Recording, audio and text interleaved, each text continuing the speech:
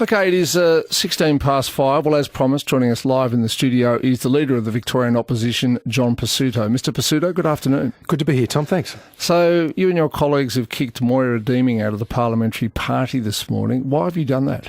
Well, it's not an easy decision to make, and I want to assure all of our listeners we don't do this lightly, but it's all about trying to make ourselves ready, the strongest possible opposition we can be so we can win in 2026. And to do that, we've got to be focused, disciplined and united. Mm-hmm. But what was her sin? Was her sin to, go up to a demonstration, which many people think is unexceptional, or was her sin to threaten you with legal action, or was it a combination of the two? I think it was a combination of things over the last few weeks, and what culminated in today's decision was prompted, it's fair to say, from events of last week where there were references to legal action, which then actually materialised in the form of the first letter in legal action on defamation against me yesterday. So, the party wants to take the step to unite, put this behind us, because, Tom, our ability to be a good opposition requires that we focus on things like cost of living, Sure.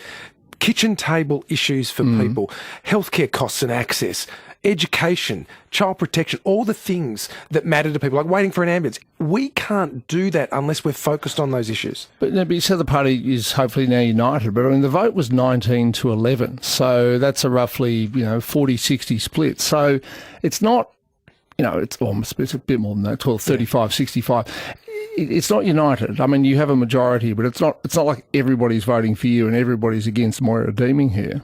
Yeah, no, Tom, in fairness, I understand the question, and it's a fair one in that people are motivated on important questions like this by different reasons. So, for example, in these types of issues, sometimes you'll get people who'll say, look, I'm generally never supportive of expelling, no matter what, because it's not our right. And that's a legitimate position. So the numbers don't quite tell that story. What I can say is, coming out of the party room, everybody understands we've got a corrupt, incompetent and tired government, and we've got to be a better opposition. Well, yes, you do, because but and a stronger one. But the point is, you're not. You've focused on this for the best part of the last month, and it's been the only thing we've heard from the Liberal Party. And I've got to say, I still don't understand why she's been kicked out. I get that threatening to sue your boss is not, generally speaking, a good idea, but her original action, which was to turn up to a demonstration because she believes in women's rights, I don't see how it's got to the point where now she's been booted out of the parliamentary party. But that wasn't why the original motion was put. No. And it wasn't about turning up to the rally itself. Well, but it was about some other stuff in terms of some of the fellow organisers. And I've sort of gone over that. Now, look, I know you've got a concern, because we spoke last time I was here about whether this was about women's rights. Certainly not. And I know it can appear that way because some people have tried to say it was, but it was never about that. It was about protecting the party so it can focus on those issues I spoke about and holding Daniel Andrews to account, because he's not being held to account. No, he's not. As strongly. But freedom of speech and freedom of assembly is are both important principles that should underpin the Liberal Party. And to a lot of people listening, Moira Deeming has been punished because she exercised those rights. And it seems to me that this is trying to be sort of dressed up as, we need to be united and we need to focus on Daniel Andrews, all of which is true. But at the end of the day, Moira Deeming is being kicked out because she went to a rally, that was to do with something that she believed in.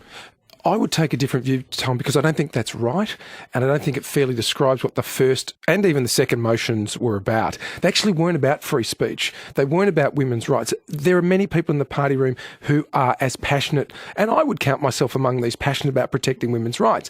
The point was, the party can't focus on the Andrews government, which needs to be held to account, unless we are disciplined and united. It was about teamwork. Ultimately, it came down to that. So I want to assure everybody listening, because I know, and I've been listening to your segments on this, and I know how exercised listeners are, and I get it, but it wasn't about her views as such, in that people often have had views about women's rights and how they can be balanced against other rights. Have you spoken personally to Moira Deeming since this morning's decision? No. Right. Will you speak to her? Look, I'm happy to. She'll be on the crossbench and we'll continue to work with her. She is an elected member of Parliament and she'll continue to represent the residents of Western Metropolitan Region. Am I right in understanding in Parliament she is not a member of the Parliamentary Liberal Party, but in the broader context, she is still a Liberal, is that right? Yeah, because we have a system where what happens in the parliamentary party in terms of being a member or not doesn't necessarily mean she's not a member of the Liberal Party at large. So she's still a member of the Liberal Party. Do you think she'll want to stay a member of the Liberal Party? I don't know what she wants to do longer term. I know she's very passionate about the issues she has pursued. But again, it's a question of whether you can do that as part of a team, because that's really what it came down to. Can she ever come back into the parliamentary party? I can't really see that happening. But in a sense, Tom, I'm not sure why she'd want to. I mean, she can focus on the issues she's most passionate about, because being a member of a Liberal Party is we're trying to be the alternative government. So we've got to be a good, strong opposition focused on a range of bread and butter issues that matter to people every day. Yeah, we can't do that if we're focused on one issue. But I'm sorry, but the women's rights issue and the perceived invasion of trans women into women's spaces is an issue that a lot of people in the Liberal Party, and I'm talking in the broader society, they feel strongly about. They worry at stories where they find that, you know, in an underage girls' sporting competition, someone who is biologically male is now playing in it. And this sort of thing is actually really happening out there. And Moira Deeming is someone who, even before she went into politics, spoke out against this sort of thing. And now it looks as though she's been punished for doing it. I can understand how some people would see it that way. I can assure everybody listening it wasn't. But equally, Tom, we've seen across a range of sporting codes, reasonable minds prevail. And that reflect, and reflect a sensible outcome. All we're talking about is common sense. Well, as we know, it's not all that common. Now, is this the end of disunity and instability in the party? I mean, can you put your hand on your heart and say this issue is not going to come up? The 11 people who voted for Moira Deeming or against her expulsion aren't going to cause problems? We've got more work to do to reform. And again, I'm a new leader of the political party, and all I'm trying to do as my first order of business is to make sure that we're reforming the party, to make sure it's competitive with the Andrews government. We've got to be a good, strong opposition, and then we want to win government in 2026. I saw that one of Moira Deeming's supporters, Renee Heath, has been dumped as Liberal Party secretary. Why did that happen?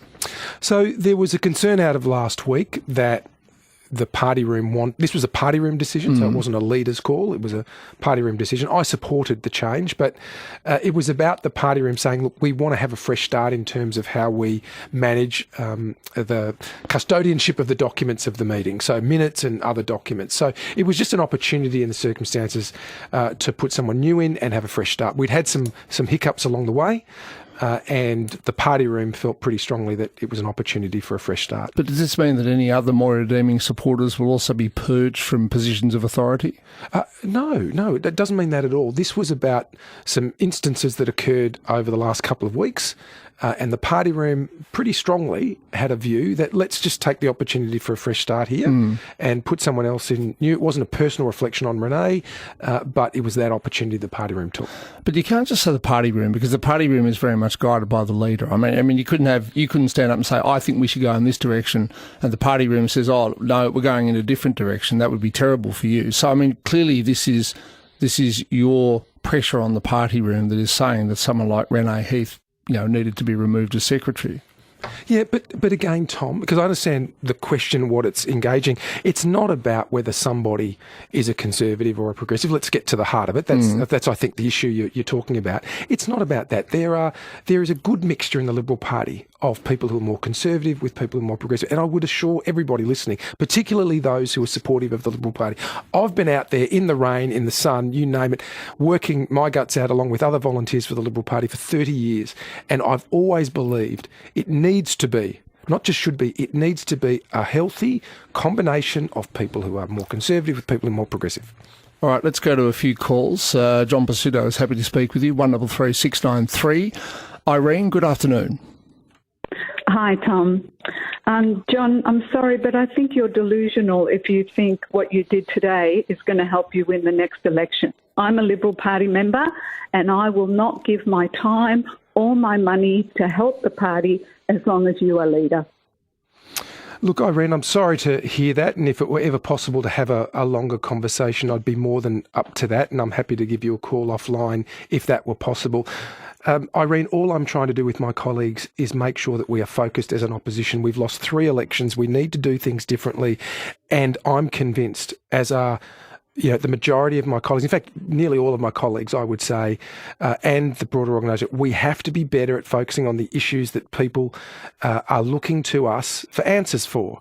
And if you look at the last 3 elections, we haven't done that. And Irene, it's not about whether somebody has religious views or not. It's not about whether somebody's conservative or progressive. I believe in diversity of viewpoints within the Liberal Party, but I'm also conscious that as a party, we have to be more effective as an opposition, and we haven't done that. And I've only been in the job the last 4 months or so, and I've realised very early on that in order for us to hold the government to account, we just need to be more focused. And there have been periods where we have been, where we've pursued the government on Robert Redleak, on corruption, whether it's his letter, Robert Redleak's, or Operation Daintree, on the budget, on basically the suspension, if not cancellation, of projects within the government's infrastructure portfolio. We've been able to pursue the government, but increasingly we're distracted from that. And I just want to make sure we're disciplined and consistent with a sustained effort at holding the government to account. Because what happens, Irene, and I apologise for the long answer, but what will happen if we don't do that is we'll have a good week with internal matters interrupting us. Lucy, good afternoon. Oh, good afternoon. Can I just quickly say to John, I am that furious. I have been a Liberal voter for as long as I can remember, and you expelling Moira, who supports women's rights. I have a daughter and 4 sons, and I tell you what, you've lost my vote and my 4 sons. My daughter is entitled to have safe spaces. And you expelling her has shown your true colours. And I'm done. Never again are you getting another vote from myself or my family. Yeah, Lucy, look, I'm sorry to hear that. And again, I can only assure you and others listening who might have a similar concern that what the party has done is not based on her views in terms of women's rights being a totally legitimate issue, right? There are people inside the party who are very, very passionate about this issue. It's not about that. It's about being part of a team and being disciplined, Lucy. And, the party room saw over recent weeks that there was a challenge and we needed to deal with it. And it's all about trying to make us an effective opposition so we can remove, what is effectively a corrupt, exhausted and incompetent Andrews government. Hasn't been a good day for Liberal politics in Southern Australia. You probably saw that 2 of your Tasmanian colleagues have decided to defect from the government down there because they don't like the fact that a massive new football stadium is being built. Oh, look, obviously it's not a good day for them down there. But look, for us, we're trying to move forward now from this. It has been a challenging time, and I just want to assure everybody listening that in terms of reforming the party, we're about making it stronger so we can remove this current government. John Pesutto, Leader of the Victorian Opposition, thank you so much for your time. Pleasure, Tom.